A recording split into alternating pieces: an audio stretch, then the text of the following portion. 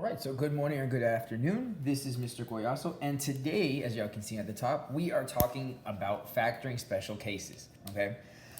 So what we're gonna be doing is looking at three special cases, okay? But the way we're gonna work them out and the way we're gonna factor them is the same way you've been factoring them in your class for the past week, okay? Nothing's really changing. The problems just look a little bit different. So the first case we're gonna look at is what if there is not a middle term, okay? So in my first example here, I have x squared minus 49. Normally what we've been looking at are some trinomials, right? Where they've had that middle term. So it's like x squared plus some number x minus a number, right? But this one, we only have two terms, okay? So what we're gonna do here is we're gonna rewrite the polynomial like we're used to working with, okay? So it's gonna look something like this. So it's x squared. And then if you remember what we write when we're missing a term is plus 0x, and then I plug in the minus 49 at the back, okay? So we just rewrite it. Now it looks like what we've been working with, okay? And now we can factor it using the x method, the same way we've been doing it. So I draw my x over here, okay? Remember, in my x, a times c is on the top. So on the top for number one, remember my a is 1, so 1 times negative 49. So I get negative 49. At the bottom of my x is my b. In this case, my b is 0, okay? So you just plug in a 0, okay? Then we're looking for our two factors, okay? So depending on which method you use, if you prefer to do it by hand or do it by the calculator, that's up to you from here, okay? I'm gonna show you how to do it by hand for this notes, okay? So we want factors of negative 49, okay? So I always start with the easy ones. So negative 49 times 1, negative 1 times 49, okay? Then this is where it gets a little bit tricky, right? But hopefully you know, like you can just kind of look it up. The factors of 49 are negative 7 and positive 7, okay? Now, you have to think of these three combinations, which one adds up to 0? It's pretty easy to see here, right? This combination, when you add them up, equals 0. So these are the two factors that I want. So I put them on my x, so I have negative 7 here, positive 7 here, okay? And then I just write them in factor form. So I get x minus 7, x plus 7, okay? And that's it. You would have got the same answer if you would have done the factoring part in the calculator, okay? Example 2. So the same type of thing, right? It looks similar. X squared minus 81. So again, we are missing that middle term, okay? So we're going to do the same thing. We're going to rewrite it. So x squared plus 0x minus 81. And we're going to write our x. So I draw my little x. A times c goes on the top. So I have negative 81. And then my b goes on the bottom. In this case, it is 0, okay? Now, we could list all our factors and do all that stuff, right?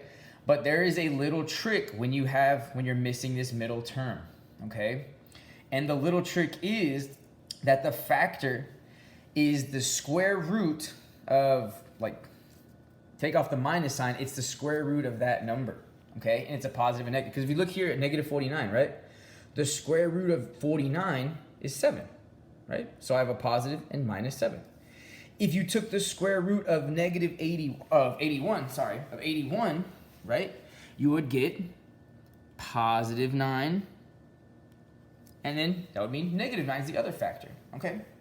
We could still do it the other way, right? We could list all the factors, but that would take a while, okay? And if you did on the calculator, you would get 9 and negative 9, okay? So it's just a little trick. So if you take the square root of this minus or without the negative sign, you'll get one of the factors. You put a minus sign, that's the other factor, okay? So it's kind of a little shortcut. And then you just throw them in there. So you just write them as factors. So I have x minus 9, x plus 9. Okay, did y'all see that? So we can do it listing our factors the normal way, right? Or you can do it in the calculator. Or if you know the little trick, you just take the square root, and then you get one of the factors, put a minus sign, you get the other one, okay? It just kind of helps you out, saves a little time. Okay, so that's the first type of special case. Now what we're doing, so the second type of special case is what if there is a leading coefficient? So now I have a number, an a value, but no middle term, okay? And what we're gonna do is we're still gonna rewrite the polynomial, just like we did in these first two examples, okay? So it's gonna change into 4x squared plus 0x, right? That's still what we put for missing terms, and then minus 25, okay? Now it looks like problems that we've been working with, okay? So again, we draw our x, just like that. I put a times c, remember a times c goes on the top of the x. So in this case, 4 times negative 25. So I get negative 100, okay? Then I put my b in the middle. So I put a 0 here, okay? Now we want to find our factors, but this time they're going to be over my a value. In this case, it is 4. So whatever I get as my two factors, I have to divide them by 4 before I can write my final answer, okay? Now, to get these numbers, if you remember what I told you up here, the same thing applies, right? You could put this in the calculator, get your answer. You could list all the factors. You would also get your answer. Or, remember what I said, if there is a 0 for the b value, you cover up the minus sign, take the square root, right? What's the square root of 100? 10. Right? You can put that in your calculator. So I put a 10 here. And remember what I told you up here? You put a positive. On the other side, you put a negative. Okay? So I get positive and negative 10. And if I was to check, right? 10 times negative 10 gives me negative 100. 10 plus negative 10 gives me 0. It works out. Okay? But of course, you could still write it out and show all your work, but this is just a little trick. Okay? So then we have to divide these, right? Negative 10 divided by 4. So I get, so hold on, this isn't the final answer, I'm just gonna rewrite it. So when I divide negative 10 over 4, I get x minus 5 over 2. 10 divided by 4 gives me x plus 5 over 2, right? I reduce the fractions, okay? So hopefully y'all remember from our units where we have a in front, you take the bottom number, the denominator, and you bring it in front of the x, okay? So my final answers are gonna be 2x minus 5 and 2x plus 5. Just like that, okay? So hopefully y'all are good so far. Let's go to the back. Okay, so on the back, again, example 2.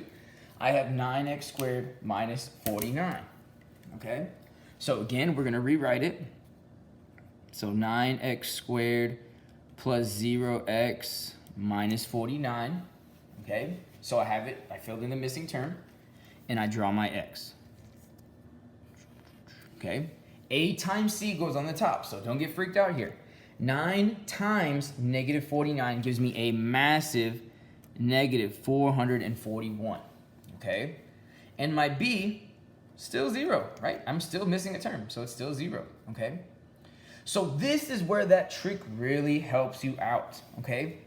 Because we have to, well, let me put this here. So over 9, remember we have to divide by 9 before we get our answer, okay? So this is where the trick really helps out, to find out what goes here. Remember what I said, cover up the negative, because there's a 0 here, I can do this, okay? This only works if there's a 0 here.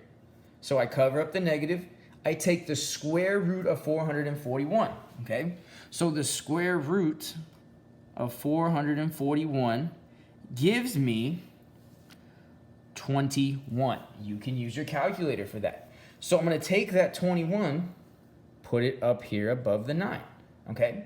And then like I said, that's one of your factors. The other one, you put a negative 21, okay? Whatever that is, you put a minus sign, okay? And then we just divide and we get our answer, right? We simplify. So when I simplify these, I get negative 21 over 9 simplifies to negative 7 over 3, okay? 21 over 9 obviously simplifies to positive 7 over 3, okay? And then again, we take the denominators, bring them in front. So I get 3x minus 7 and 3x plus 7. Done. Okay? So again, you can still do these problems the exact same way. You can still list all the factors, find which one adds up to 0. You can still use the calculator, right, using the formulas, and you'll still get these same answers. Or, like I said, you can use this little trick. If there's a 0 there, you take the square root of this without the minus sign, okay? So then whatever that is, that's one of your factors. You put a minus sign, that's your other factor, okay? Pretty easy. Okay, now, our last type of special case. So what if there are two identical terms? Okay, so looking at this, you might not understand that yet, but I'll show you in a little bit why. Okay, so let's do this just like we would normally, right? Here, I have a normal problem, right? X squared minus 8x plus 16. I'm not missing any terms, okay? So I'm gonna go straight to doing my x. Okay, so on the top, a times c, my a is 1, so 1 times 16, 16, okay? My b is negative 8, I put negative 8 down there, okay? And then, since my a is 1, I don't need to put the little fractions here. I can just do it like normal, okay? Now, I cannot use the trick I did up here, okay? You might be thinking, why not? Because here, my b is not a 0. I can only do this trick if my b is 0, okay? So here, we're going to have to list out all the factors of 16, okay? So some factors of 16, the easy ones. 1 times 16, right? And then remember, two negatives make a positive. So negative 1 times negative 16, okay? And then we have 8 times 2, negative 8 times negative 2. And then the last one, 4 times 4, and negative 4 times negative 4, okay? So again, of all these factors, we want to see which of them add up to give me a negative 8. Okay, so you can add them all up, or if you can kind of see it, you can save some time. So here I get 17, negative 17, 10, negative 10, 8, negative 8.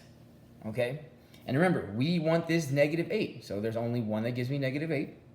So these are my two factors, right? We've done this. So I put negative 4 up here, negative 4 up here, okay? So then we write our factors. So I have x minus 4, x minus 4, okay? Now you see what they're talking about, two identical terms, right? These are identical, x minus 4 times x minus 4. Those are the factors for this polynomial, okay? Now, when you take test on the star, you're not gonna see it written like this, okay?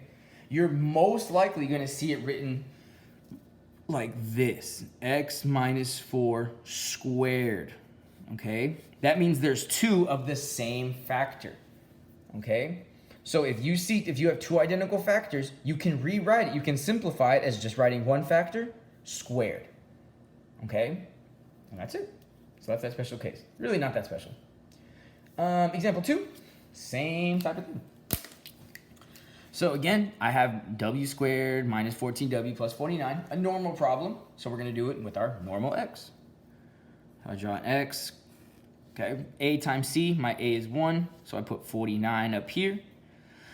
My b is negative 14, okay? And again, we cannot use this trick because my b is not 0, right? We cannot do this thing. We have to just work it out, okay? So I start by listing my factors of 49. This one's actually pretty easy. So 1 times 49, negative 1 times negative 49, and then the only ones we have are 7 times 7 and negative 7 times negative 7.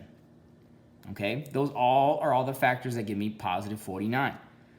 So when I add them up, I want the one that gives me a negative 14, right? To save some time, we'll just kind of make it a little easier.